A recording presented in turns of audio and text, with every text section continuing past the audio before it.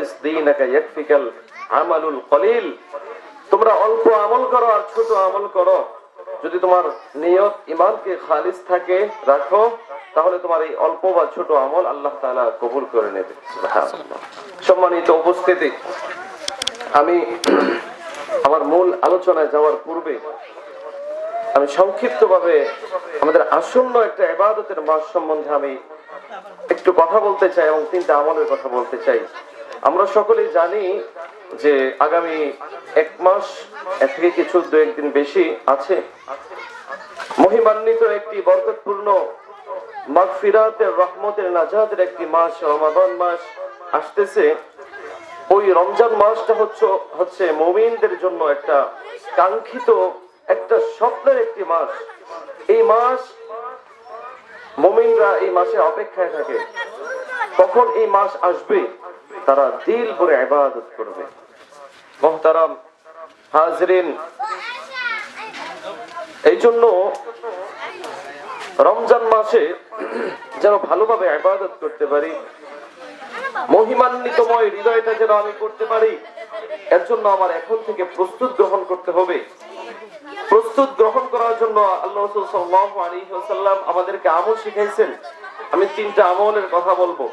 1 number হলো আমরা আল্লাহ তাআলার কাছে দোয়া করব, যে দোয়াটা হযরত আনাস রাদিয়াল্লাহু তাআলা আনহু থেকে বর্ণিত। তিনি বলেন, আল্লাহ রাসূল সাল্লাল্লাহু আলাইহি ওয়াসাল্লাম রমজান আসার 2 মাস পূর্বে অর্থাৎ রজব এবং শাবান মাসে তিনি একটা দোয়া করতেন। সেই দোয়াটা হলো, আল্লাহুম্মা বারিক লানা ফি রজব ওয়া শাবান ওয়া বাল্লিগনা রমাদান। হে আল্লাহ, তুমি আমাকে রজব এবং শাবানের বরকত দাও এবং রমজান পর্যন্ত আমাকে পৌঁছায় দাও। এই দোয়াটা করতো, এজন্য আমরাও এই দোয়াটা করব ইনশাআল্লাহ। 2 নাম্বার হচ্ছে রমজান আসার পূর্বেই আল্লাহ তাআলার কাছ থেকে তাওবা করে আমার নিজেকে পবিত্র করব। আমার জিন্দেগিতে যত গুনাহ আছে, আমার কর্মবার্তায় যত কালি আছে, সব কালি যেন আমি রমজান আসার পূর্বেই যেন আমি আল্লাহ তাআলার কাছে ক্ষমা চাইতে পারি। কারণ আমরা যদি এখন ভাবি যেন রমজান তো মহিমান্বিত একটি মাস, রমজান মাসে তো শয়তান বন্দী থাকে, রমজান মাস আসলেই আল্লাহ তাআলার কাছে ক্ষমা চাইবো না, তওবা করবো না, বিষয়টা এরকম না। বরং রমজান শুরু হওয়া থেকেই যেন আমার অন্তরটা পবিত্র থাকে, অন্তরটা যেন সাদা সাফ থাকে, পবিত্র একটা অন্তরের মধ্যে যেন রমজানের শুরু লগ্ন থেকেই পবিত্র অন্তরের মধ্যে যেন ইবাদতগুলো জমা হয়ে যায়। এজন্য রমজান আসার পূর্বেই আল্লাহ তাআলার কাছ থেকে তওবা করে নিজেকে পবিত্র করে নেব ইনশাআল্লাহ। 3য় নাম্বার হলো রমজান আসার পূর্বে, রমজান মাসে আমরা পুরো 11 মাস যা করি, রমজানের রুটিন গুলো একটু চেঞ্জ হয়ে যায়। এই জন্য রমজান মাসের রুটিন আমরা এমন ভাবে করে নেব, এমন ভাবে গুছিয়ে নেব যে রমজানের গুরুত্বপূর্ণ আমলগুলো যেন আমাদের কোনো বাধা না হয়ে যায়।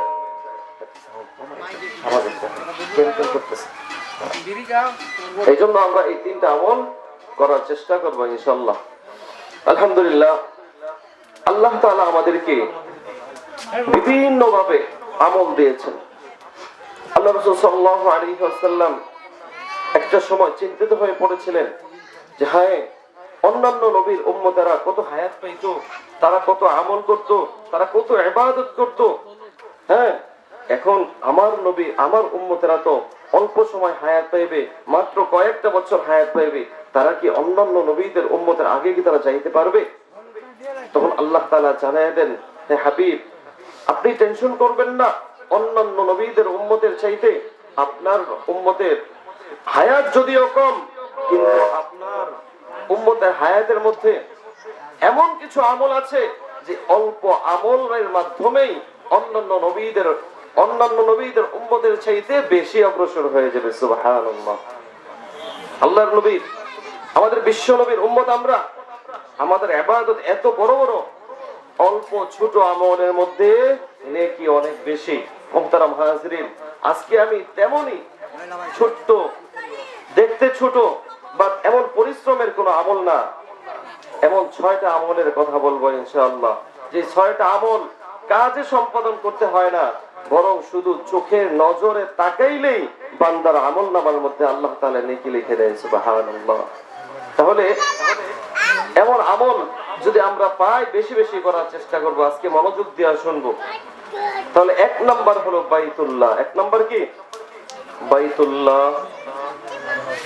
বাইতুল্লাহর দিকে যদি কেউ মুহাব্বতের নজরে তাকায়, আল্লাহ পাক রব্বুল আলামিন ওই বান্দার আমলনামার মধ্যে নেকি লিখে দেয়।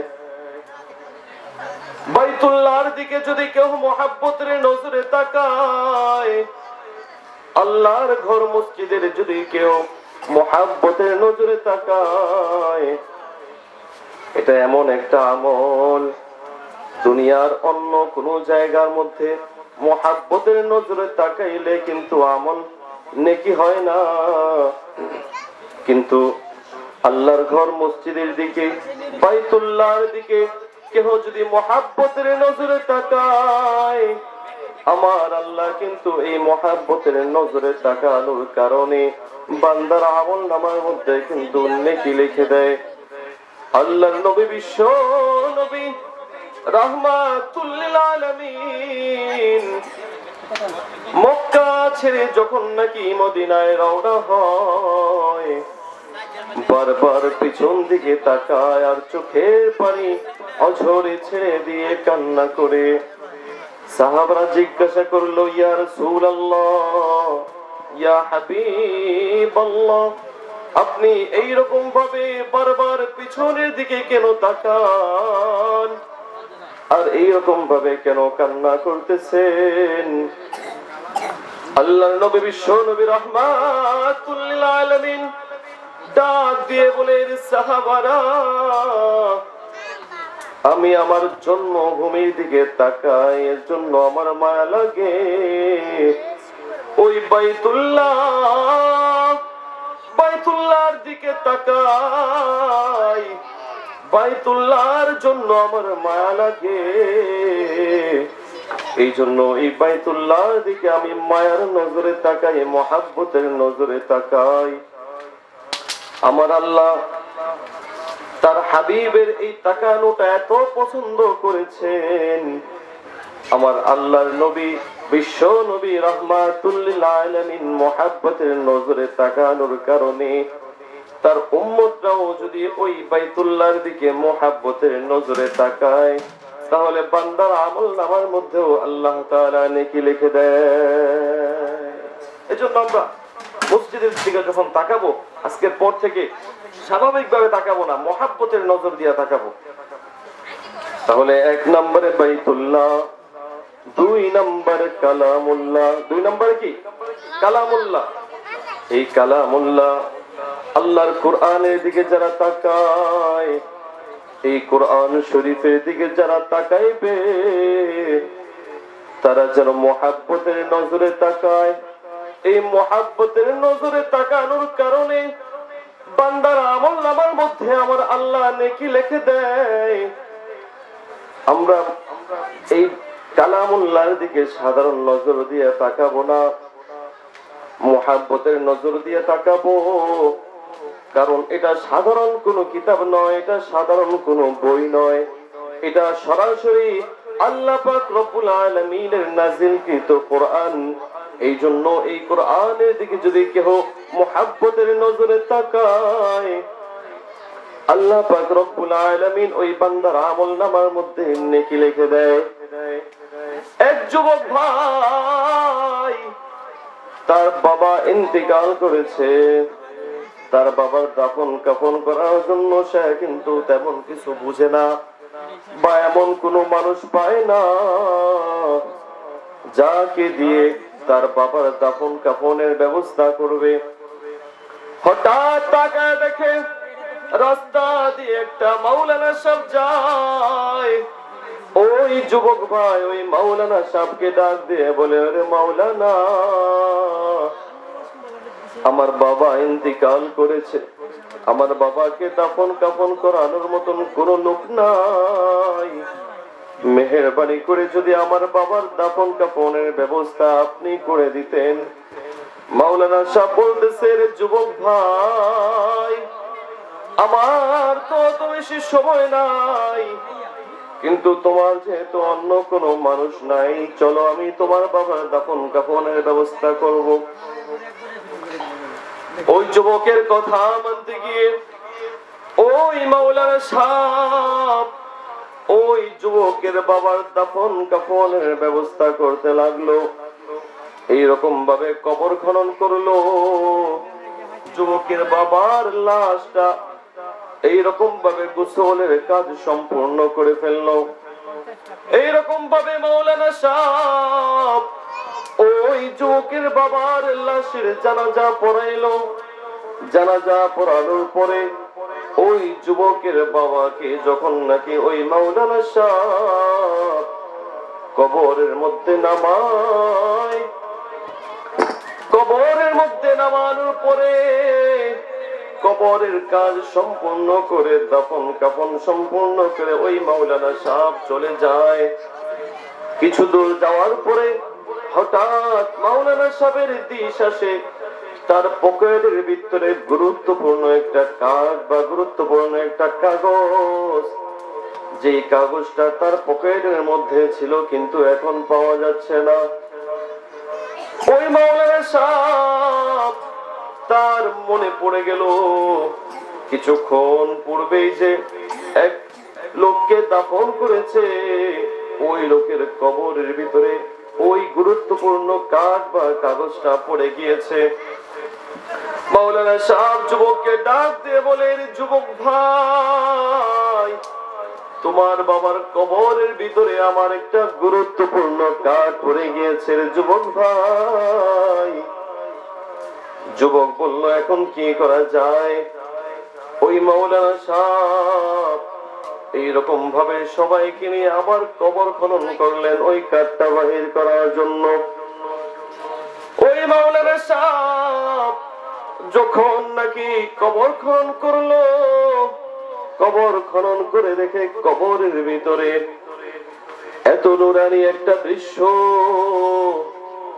কবরটা জান্নাতের বাগান হয়ে গিয়েছে। কবরের ভিতরে কিছুক্ষণ পূর্বে যে লাশ দাফন করে গিয়েছে,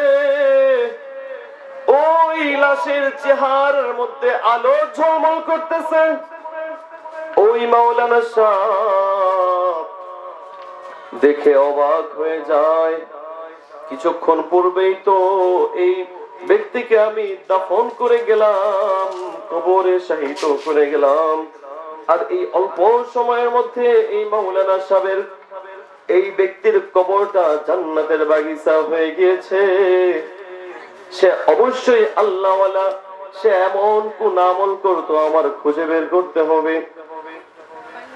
ওই মাওলানা সাহেব ওই যুবককে ডাক দিয়ে বলে, যুবক ভাই, বলো না তোমার বাবা এমন কোন আমল করতো বা এমন কি কাজ করতো? যুবক ডাক দিয়ে বলে, আমার বাবা এমন কি করতো আমি জানি না, আমি জানি না আমার বাবা এমন কোন কাজ করতো। মাওলানা সাহেব ডাক দিয়ে বলে, যুবক ভাই, তুমি জানো না, তুমি জানো না তোমার বাবা কি করতো? তোমার মা নিশ্চয় জানবে তোমার বাবা কি আমল করতো। আমাকে নিয়ে যাও, তোমার মায়ের কাছে আমাকে নিয়ে যাও। ওই যুবক ভাই তার মায়ের কাছে নিয়ে গেল। মাওলানা সাহেব ডাক দিয়ে বলে, ওগো মা, আপনার স্বামী এমন কোন আমল করতো, এমন কি করতো? আমি তো দেখেছি আপনার স্বামীর কবরটা জান্নাতের বাগান হয়ে গিয়েছে, আপনি বলেন আমাকে এমন কোন আমল করতো? মা ডাক দিয়ে বলে, আমার স্বামী বিশেষ করে এমন কোন কাজ করতো না বা এমন কোন আমল করতো না। সারাদিন অন্যের জমিতে কামলা খাটতো, অন্যের জমির মধ্যে কৃষি কাজ করতো। ও মাওলানা সাহেব, তবে আমার একটা কথা মনে আছে, আমার স্বামী যখন অন্যের জমিতে কাজ করত, প্রতিদিন আমি লক্ষ্য করে দেখতাম আমার স্বামী সন্ধ্যায় বাড়িতে এসে এইরকম ভাবে ওযু করে তারপরে জায়নামাজের মধ্যে দাঁড়িয়ে যাইতো।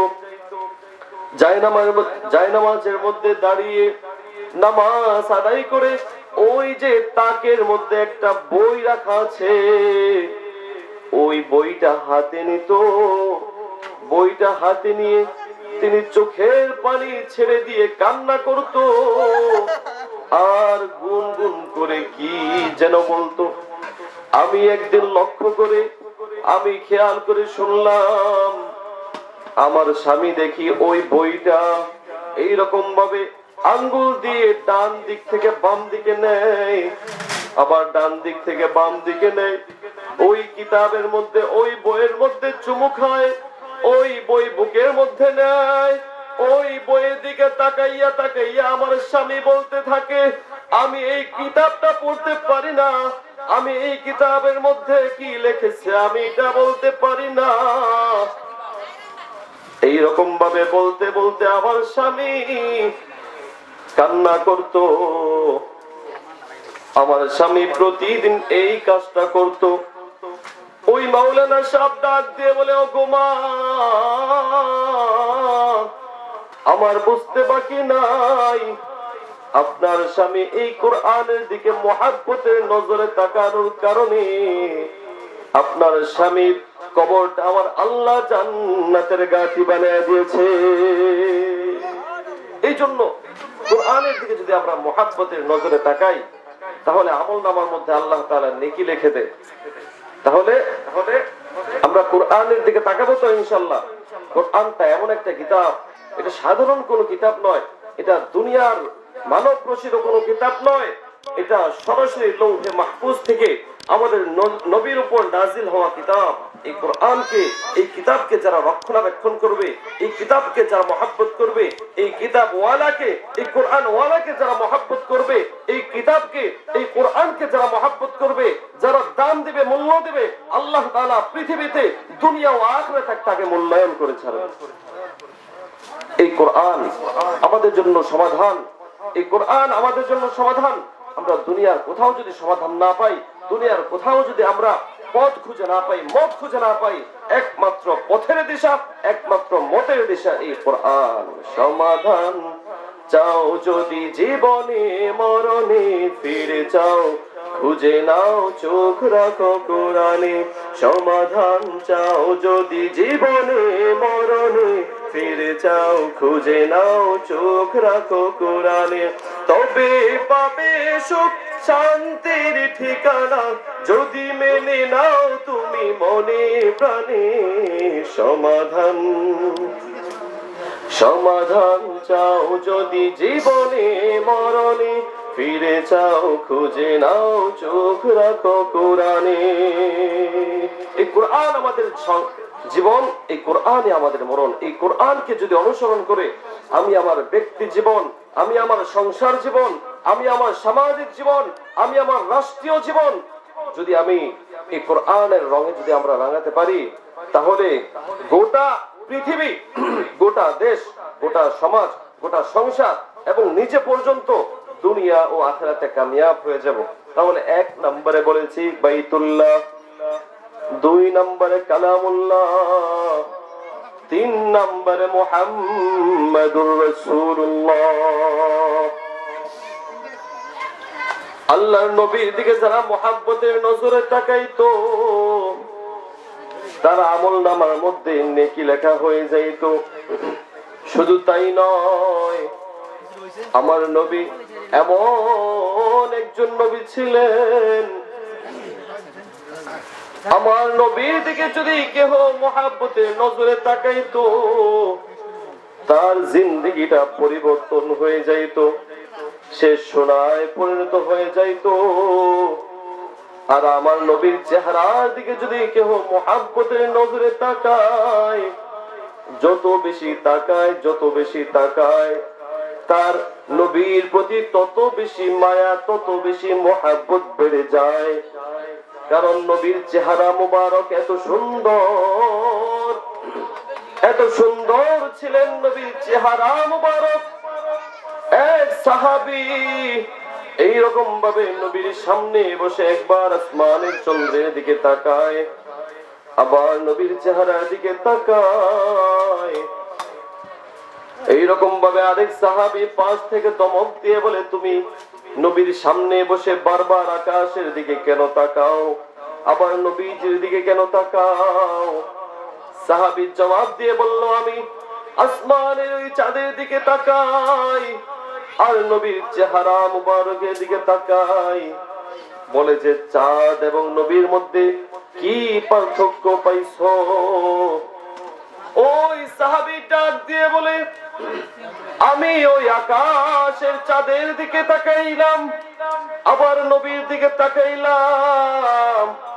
আমি আল্লাহর কসম করে বলতে পারি, ওই চাঁদের গায়ের মধ্যে ময়লা আছে, কিন্তু আমার নবীজির চেহারা মুবারকের মধ্যে কোনো ময়লা না।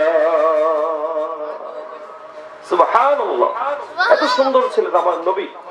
সাহাবী বলতেছে, চাঁদের গায়ের মধ্যে আমি ময়লা দেখতেছি, কিন্তু আমার নবীর চেহারার মধ্যে কোনো ময়লা নাই, এত সুন্দর ছিলেন। নবীজির স্ত্রী আম্মা জারা আয়েশা রাদিয়াল্লাহু তাআলা আনহা বলেন, মিশরের নারীরা এইরকম ভাবে ইউসুফ পয়গম্বরের দিকে তাকাই ছিল। আমরা সকলেই জানি পয়গম্বর সাইয়েদনা ইউসুফ আলাইহিস সালাতু ওয়াস সালাম তিনি অধিক সুন্দর ছিলেন, তিনি অনেক সুন্দর ছিলেন।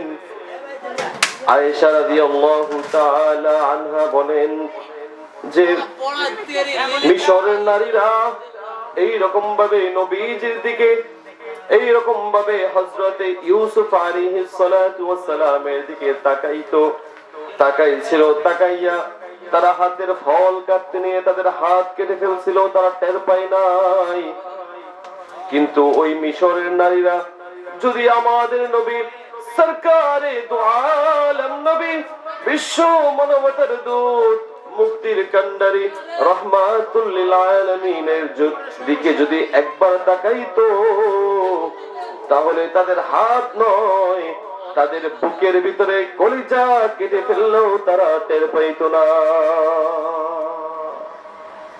নবীজি এত সুন্দর ছিলেন, এই জন্য নবীজির দিকে যারা তাকাইতো তারা নবীজির প্রেমে পড়ে যাইত। বিভিন্ন ইতিহাসের মধ্যে আছে, বিভিন্ন কাফেররা পর্যন্ত, বিভিন্ন মুশরিকরা নবীজির চেহারা দেখা ঈমান আনছে, নবীজির চেহারা দেখা নবীজির পাগল হয়ে গিয়েছে। এই জন্য আমরা তো এখন নবীকে পাই নাই, নবীকে আমরা দেখি নাই, তাহলে নবীকে আমরা কিভাবে দেখবো? নবীজিকে দেখা আমার নেকি আনবো কিভাবে? এটা আমাদের পথ আছে না নাই? এক দৃষ্টিকোণ থেকে আমরা দেখি যে নাই, নবী তো আমরা পাবো না দুনিয়ার মধ্যে কোথাও, কিন্তু একটা মাধ্যম আছে, সেই মাধ্যমটা হলো স্বপ্ন যোগ। স্বপ্নে যুগেও যদি কেউ নবীকে দেখে, তার জাহান্নামের আগুন হারাম হয়ে যায়। আর নবীকে স্বপ্ন দেখার একটাই মাধ্যম, সেই মাধ্যমটা আর কিছু নয়, সেই মাধ্যমটাই হলো নবীজির প্রতি মুহাব্বত। নবীজির প্রতি যদি আমার আপনার মুহাব্বত থাকে, নবীজির প্রতি যদি ভালোবাসা থাকে, তাহলে নবীজিকে আমরা স্বপ্নে দেখতে পারবো। আমরা জানি যেই জিনিসকে আমরা বেশি মুহাব্বত করি, যেই জিনিসকে নিয়ে আমরা কল্পনা জল্পনা করি, ঘুমের ঘরে ওই জিনিসকে নিয়ে আমরা স্বপ্নে দেখি কি দেখি না? তাহলে নবীজিকে যারা মুহাব্বত করবে, তাদের অন্তরের মধ্যেই কিন্তু এইরকম ভাবে নবীজির কল্পনা জল্পনা সারাটা এখন জাগতে থাকবে।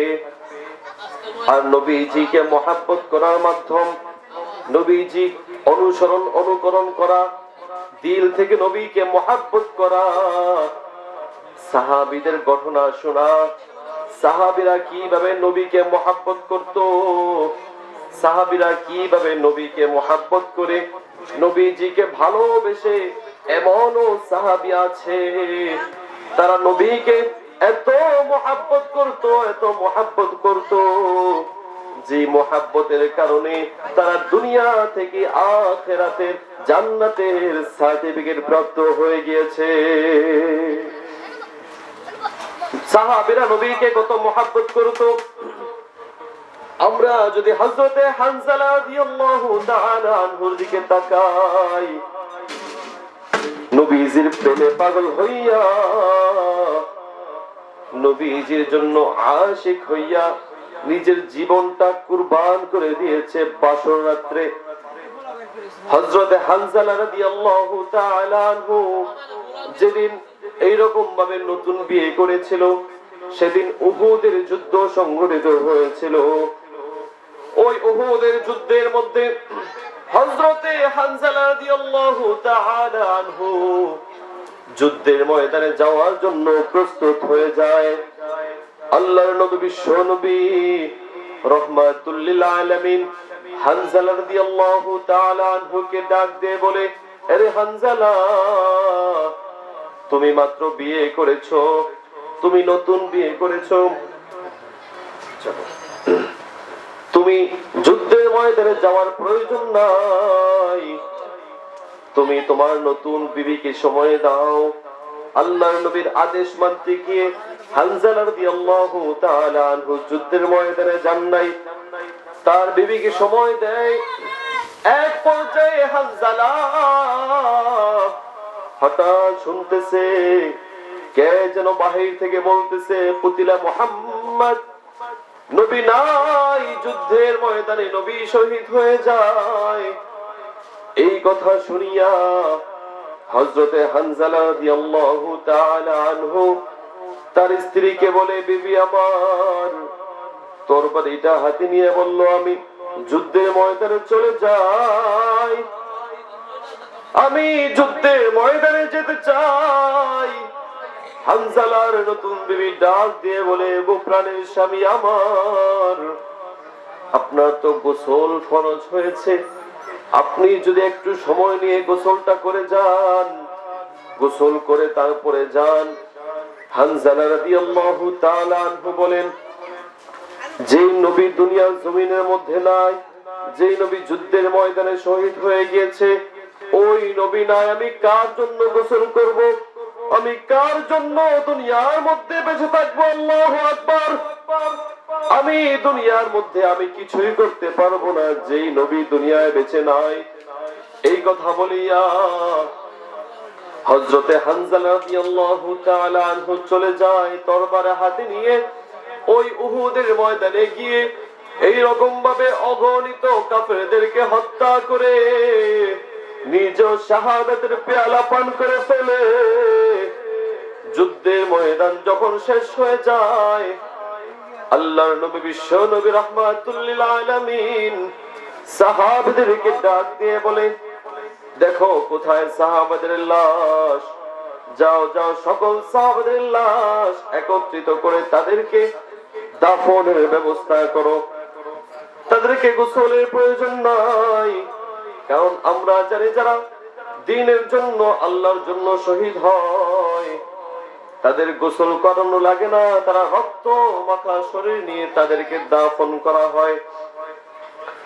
আল্লাহর নবী এই ঘোষণা দেওয়ার পরে সাহাবীরা সকল শহীদ সাহাবাদের লাশ একত্রিত করেছে, দাফন করবে।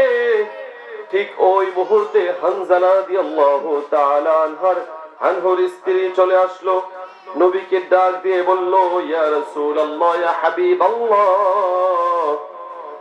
মেহেরবানি করে সকল শহীদ সাহাবাদের লাশ আপনি দাফন করলেও গোসল ছাড়া আমার স্বামীকে কিন্তু আপনি গোসল ছাড়া দাফন করবেন না।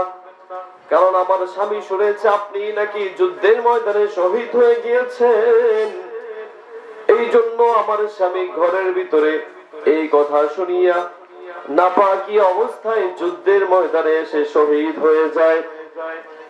আমার স্বামীকে গোসল না দিয়ে আপনি দাফন করবেন না।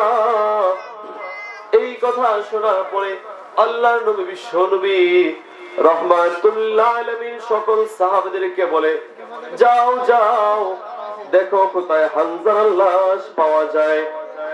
আল্লাহর নবীর আদেশে সাহাবীরা কোথাও কিন্তু লাশ পায় না, কোথাও খুঁজে লাশ পায় না। নবীজি পেরেশানিত হয়ে গেল, কোথায় আমার প্রিয় সাহাবী হানজালার লাশ? আল্লাহর নবী পেরেশানিত হয়ে গেল। জিবরাইল আমিন এসে বলতেছে, ইয়া রাসূলুল্লাহ,